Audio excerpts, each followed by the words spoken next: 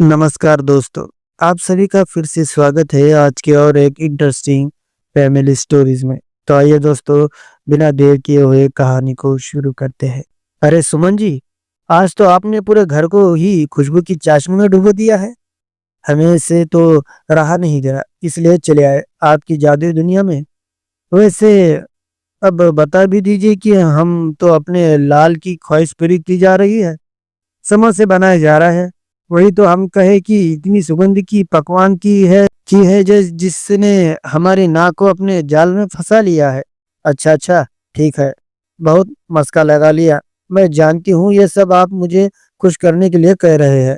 वैसे भी इन बूढ़े हाथों में अब वो बात नहीं जो सालों पहले हुआ करती थी। वरना जिस खुशबू ने दूसरे कमरे में जाकर आपकी नाक को बंदी बना लिया है, वो मेरे करीब तक ना आई। अब तो इन हाथों में बस इतनी ही जान बची है कि वे मैदा को बेल कर उसमें आलू डालकर तेल में तल सके। स्वाद मिलाने का काम तो बहुत पहले ही बंद हो गया। मेरी पत्नी ने मेरी बातों का जवाब देते हुए उपरोक्त बात कही। उनकी बातों में ऐसी मासूमियत थी उनका जवाब देने कि मैं उनका जवाब दिए बिना रह न पाया।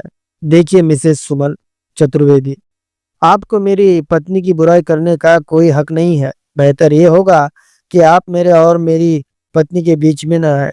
मैंने अपनी पत्नी की बुराई करने का हक जब खुद को नहीं दिया तो आपको कैसे दे दूं?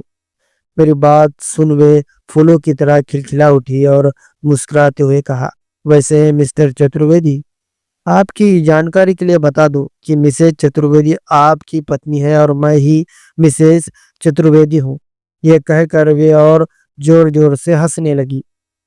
आज बहुत दिनों बाद मैंने अपनी पत्नी को इतना खुश देखा था। पर तभी मैंने कहा, वैसे आपको एक बात बता दूं, आपके हाथ में भले ही समय के साथ बूढ़े हो गए हो, पर आपके हाथों का स्वाद और भी जवान हो गया है। मेरा इतना कहते ही वे शर्मा गई और दूसरी ओर मुंह फेर लिया। तभी मुझे खुराफात सूझी और मैंने व्यंग करते हुए कहा, वैसे झुर्रियों वाले चेहरे को मैंने पहली बार शर्माते हुए देखा है। मेरे कहते ही वे गुस्से में मेरी ओर मुड़ी। ये सही नहीं है चतुर्वेदी जी, पहले अंतरिक्ष की सैर करा दो और फिर जमीन पर धम्म से गिरा दो। और जो आप अपने मुंह से अपनी झूठी बुराई कर के मेरे मुंह से अपनी तारीफ करवाती हो, वो सही है? मैंने उन्हें शक की निगाहों से देखते हुए कहा। वे मंद मंद मुस्कुराने लगी। तभी मैंने उनसे शिकायत करते हुए कहा, भाई ये बढ़िया है, बेटे को बना दो राजा, दिन रात उसकी सेवा करो। और तो और साहबजादे के लिए समोसे भी बनाए जा रहे हैं। हम पर तो कोई ध्यान नहीं देता। हम इतने दिनों से मेहरी बनाने को कर रहे हैं, पर वह नहीं बन पाई है। बेटे ने जो एक बार समोसे बनाने को कह दिया तो वो तो उसी दिन बनाए जाएंगे। अरे नहीं नहीं, उसने बनवाने को नहीं बोला, वो तो मेरा मन हुआ तो उसके लिए बना दिए, पत्नी जी ने कहा। तो ये तो और भी शिकायत करने की बात है। यहाँ हम बोल बोल कर थक गए और उसे बिना बोले ही समोसे मिल गए। वाह! वैसे ये बताने की कृपा करेंगे कि उसकी इतनी देखभाल क्यों की जा रही है? मेरे शब्द उनके दिल में तीर की भांति चुभ गए और उन्होंने आंसू भरी आंखों से मुझे देखा। उनकी आंखों में दर्द साफ झलक रहा था। मैं सब समझ गया और मैंने नजरें झुका ली। उन्होंने कहा, वे अनिल को खाने के लिए बुलाने जा रही है, और वहां से जाने लगी। तभी मैंने उन्हें रोका और कहा, मैं अनिल को खाने के लिए बुलाने जा रहा हूँ। मैं जैसे ही जीने चढ़ने के लिए मुड़ा, उन्होंने अपनी साड़ी से आंसू पोंछ लिए। मैं आहिस्ता आहिस्ता अपने कमजोर पैरों से जीने चढ़ने लगा। मुझे डर लग रहा था, पर इस बात का नहीं कि मेरे पैर मेरा वजन न सह पाएंगे और मैं गिर पड़ूंगा, बल्कि इस बात से जरूर डरा हुआ था कि मैं अपने बेटे के उदास चेहरे का सामना कैसे करूंगा। अपने हंसते खेलते अनिल को यूं गुमसुम पड़ा कैसे देखूंगा? ये सब सोच सोच कर मेरा दिल बैठा जा रहा था। फिर भी मैं साहस जुटाकर जीने चढ़ने लगा। जैसे ही मैं ऊपर पहुंचा, मैंने अपने आंसू पोंछ लिया और उसके कमरे की ओर बढ़ने लगा। उसके कमरे के नजदीक पहुंचा तो मेरा दिल एक बार फिर उदास हो गया। कमरे से रोशनी की एक किरण तक नहीं आ रही थी। उन चार दीवारों में कुछ भी देखना बहुत मुश्किल प्रतीत हो रहा था। इसलिए जैसे ही मैं अंदर पहुंचा, मैंने कमरे की लाइट जला दी। मुझे देखकर वह चौंक गया। वह जल्दी से उठा और अपनी आंखों पर ताले लगाने लगा, ताकि उसका एक भी आंसू मेरे सामने न निकल पड़े। मैं एक बार फिर से टूट गया। मेरे बूढ़े हाथों में अब इतनी ताकत नहीं कि हर बार टूट कर खुद को फिर से समझ सकूं। वह भी भले ही अपने आंसू छिपा के ले, पर उसका पिता हूं मैं। उसकी नस नस से वाकिफ हूँ। इससे तो पहले ही अच्छा था मेरा बेटा, कम से कम अपने पिता से गले लग कर तो रो लिया करता था। अब बड़ा हो गया है ना वो। मैं एक पल के लिए सोच में डूब गया। ये कैसी परिस्थिति है जहाँ एक पिता और पुत्र अपने अपने आंसू रोक हुए एक दूसरे के सामने खड़े हैं, पर एक दूसरे को गले लगाकर रो नहीं सकते। मैं ये सब सोच ही रहा था कि तभी अनिल ने कहा, पापा आप यहाँ, कुछ चाहिए था आपको? मैं एकदम चौंक गया। हाँ, खाना बन गया है, आकर खा लो, मैंने लड़खड़ाती जबान से कहा और वहां से चला आया। अगर थोड़ी देर और रुकता तो रो पड़ता। आखिर कौन सा पिता अपने बेटे को अस्वाद दलदल में फंसा हुआ देख सकता है? मैं तो केवल उस तक रस्सी पहुंचाकर उसे इस दलदल से बाहर निकालने का प्रयत्न कर सकता हूँ। पर बाहर निकालना उसे है, उससे रस्सी को पकड़ना होगा। पर शायद अब वो खुद से हार चुका है। वह उस रस्सी को पकड़ना ही नहीं चाहता। ये सोचते सोचते मैं कब नीचे आ गया पता ही नहीं लगा।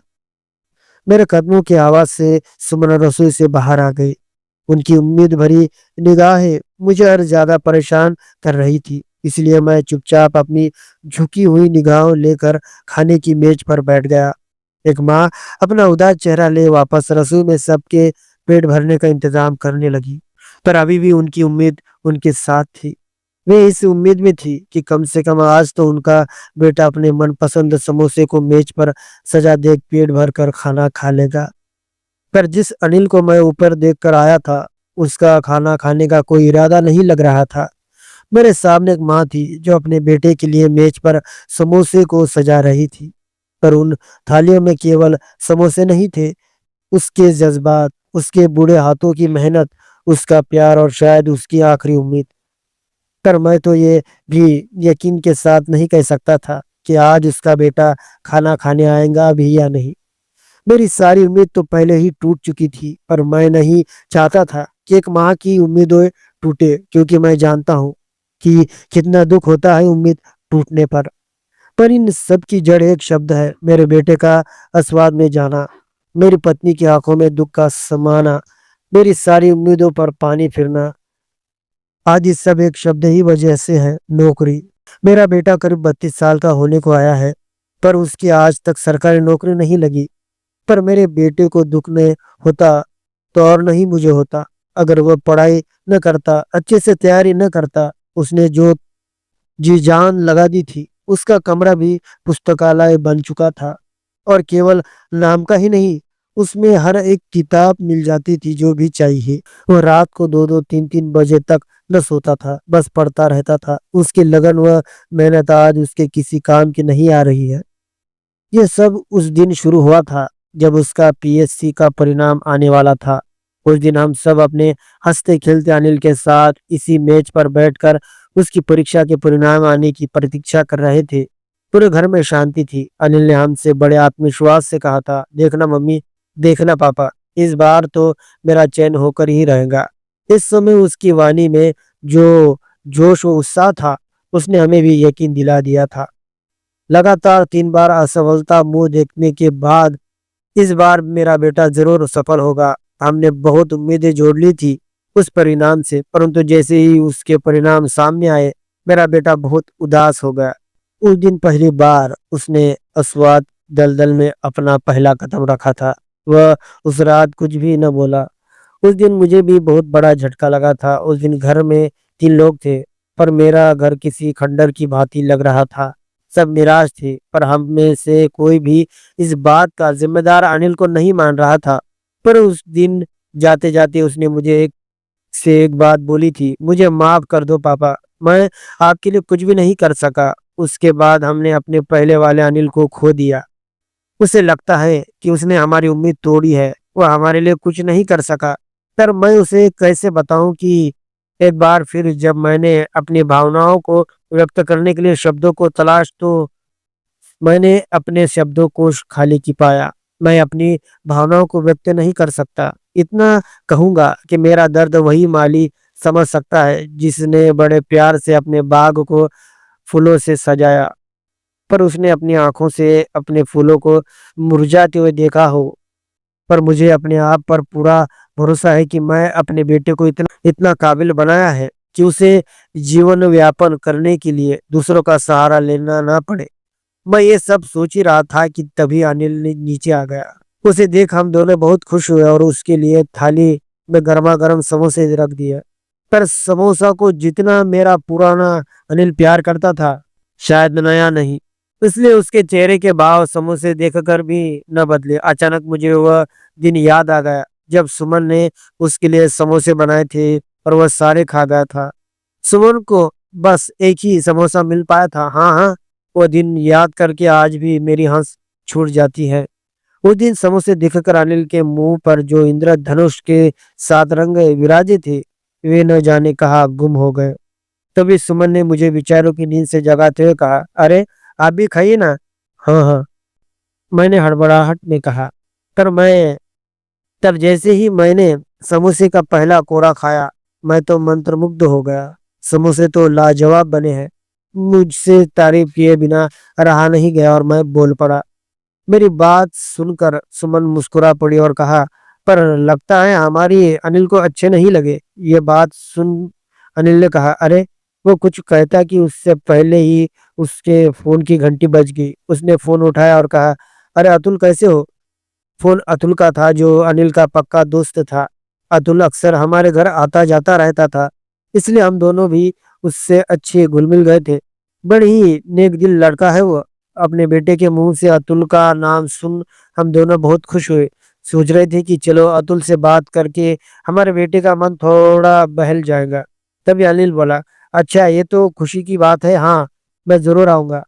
वो ये सब कह तो रहा था पर उसके चेहरे के भाव कुछ और ही कह रहे थे। अनिल ने फ़ोन रख दिया। उसके फ़ोन रखते ही मैंने पूछा, बेटा अतुल क्या कह रहा था? मेरी बात सुन उसने मेरी भारी आवाज़ में कहा, आज अतुल पापा बन गया। भाभी ने एक नन्ही परी को जन्म दिया है। ये कहकर वह दोबारा जीने चढ़ने लगा।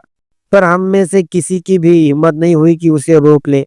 अचानक मुझे वह दिन याद आ गया जब अनिल के लिए हम लड़की देखने गए थे। पूरे रास्ते में वो हमसे लड़की के बारे में ही पूछ रहा था। बढ़िया तैयार होकर गया था वो। उस दिन बहुत खुश था क्योंकि जिस लड़की की तस्वीर हमारे पास थी वह बेहद खूबसूरत थी। रसोई के सारे काम आते थे उसको। और तो और वह सरकारी नौकरी भी करती थी। वह बिल्कुल वैसी ही थी जैसी मेरे बेटे को चाहिए थी। वह ड्राइवर से बार-बार कह रहा था, "ज़रा जल्दी चलाओ ना।" पर जब हम वहाँ पहुँचे तो वो घबरा गया। वह बार-बार फ़ोन में देख रहा था, कहीं बाल तो नहीं बिगड़े, कहीं सूट गंदा तो नहीं है, सब जाँच रहा था। अंदर जाते वक़्त उसने अपनी मम्मी का हाथ पकड़ लिया और जैसे ही उसने लड़की के पिता यानी अपने ससुर को देखा, तो सीना तान के चलने लगा।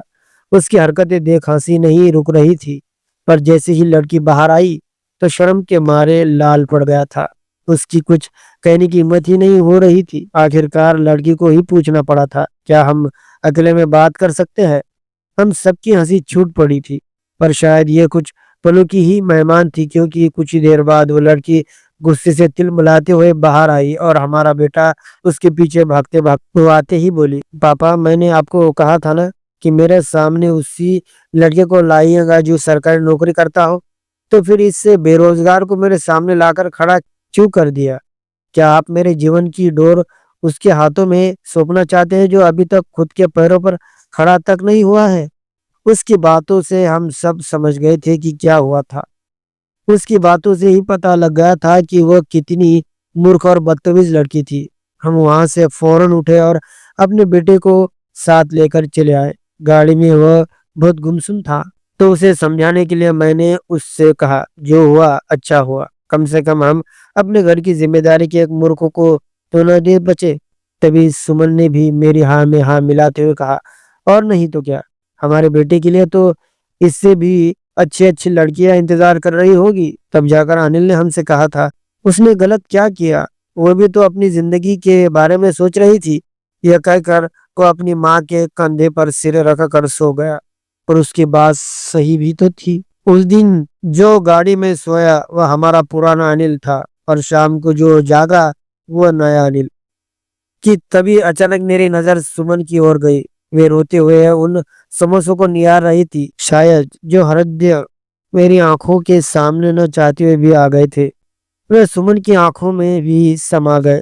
बस बस अब मुझे से अपने घर की इतनी बुरी दशा नहीं देखी जा रही है। मैं अभी के अभी जाऊंगा और अनिल को समझाऊंगा। मैंने अपनी बिछी कुची हिम्मत उठाई और एक बार फिर से जीने चढ़ने लगा। मेरी पत्नी सुमन अभी भी उसके ख्यालों में गुम थी, इसलिए मुझे से देखा नहीं पाई। जल्दी ही मैं ऊपर था। मैं अनिल के कमरे में गया और उसे आदेश देते हुए कहा, अनिल मेरे साथ छत पर चलो। मुझे वहां पाकर वो पहले तो फिर मेरी बात का उत्तर देते हुए बाहर न जाने के बहाने बनाने लगा। पापा देखो ना कितना अंधेरा है बाहर। वो तो मेरे कमरे में भी है। मैंने उसे के बहाने को खारिज करते हुए कहा, बाहर मच्छर काटेंगे ना। उसने फिर से बहाना बनाया, कल ही मोहल्ले में मच्छर मारने की दवाइयां छिड़की गई है थी, आधे तो उससे मर गए और आज धूप से। मैंने उससे बाहर भी उसका बहाना खारिज कर दिया। तो बाहर निकलना गर्मी है, उसने एक और बहाना तैयार कर लिया। बाहर ताजी हवा भी तो चल रही है। मैंने उसकी गर्मी भगाते हुए कहा, मुझे तो नहीं लगता। उसने एक और बहाना मुझे थमा दिया, जब बाहर चलोगे तब पता चलेगा ना। अब उसके बहानों का पिटारा खाली हो गया और उन्हें चाहते हुए भी मेरे साथ छत पर आना पड़ा। ये मेरी हिम्मत बढ़ाने को काफी था। हम एक साथ छत पर टहलने लगे। कुछ देर तक हम यूं ही चुपचाप टहलते रहे। मैं उसे समझाना चाहता था, पर कैसे ये समझ में नहीं आ रहा था। मैं कुछ भी कहने का प्रयास करता तो शब्द खुद ब खुद गायब हो जाते। ऐसे में मैं अपने अंश को कैसे समझाऊं, मुझे समझ में नहीं आ रहा था। मैं अपने विचारों में इतना खो गया कि अब अनिल आसमान को निहारने में व्यस्त हो गया। पता ही नहीं लगा मैंने सोचा, चलो कुछ तो ऐसा ही जिसने अनिल का ध्यान आकर्षित किया। मैं उसके पास जाकर खड़ा हो गया और पूछा, क्या देख रहे हो बेटा। मेरी बात सुन, उसने उदासी भरे स्वर में कहा, शायद मेरी भविष्य में चांद खिला ही नहीं है, पर यह तो भी तो कितनी खूबसूरत है। मेरे मन के में एक विचार आया। मैंने सोच लिया कि इससे अच्छा मौका शायद मुझे फिर न मिले। मेरा वाक्य सुनकर वह बोला, क्यों, आपको चांद पसंद नहीं है। मैंने उसे प्यार से समझाया, बेटा पूरा चांद तो महीने में एक बार आता है, और ईद का चांद वो तो पूरे साल में एक बार आता है। पर तारे चादर बनकर पूरे आसमान को ढक लेते हैं। ऐसा ही हमारी जिंदगी में होता है। ये बड़ी बड़ी खुशियां ईद की चांद की तरह होती है, और छोटी इन तारों की तरह। बड़ी खुशियां चांद की तरह हमारी जिंदगी में एक दो बार ही आती है, पर छोटी छोटी खुशियां चांद की बाती हमारी पूरी जिंदगी को ढक लेती है। चांद तो महीने में बस एक बार दिखाई देता है, पर तारे हर रोज निकलते हैं। यही जीवन का व्रत है। मेरी बात सुन वह बिना कुछ बोले दरवाजे की ओर जाने लगा। मुझे लगा मैंने अपना आखिरी मौका भी खो दिया, पर फिर भी मैंने अपना बचा कुचा साहस समेटा और पूछा, कहाँ जा रहे हो बेटा। वह मुड़ा और उसने कहा, समोसे ठंडे हो रहे हैं। दोस्तों उम्मीद है आपको ये छोटी सी कहानी पसंद आई होगी। दोस्तों अगर ये कहानी आपको पसंद आए तो प्लीज इस वीडियो को लाइक और चैनल को सब्सक्राइब जरूर कीजिए। दोस्तों ये कहानी पूरी तरह से काल्पनिक है। यह कहानी सिर्फ आपके मनोरंजन के लिए बनाई गई है। धन्यवाद।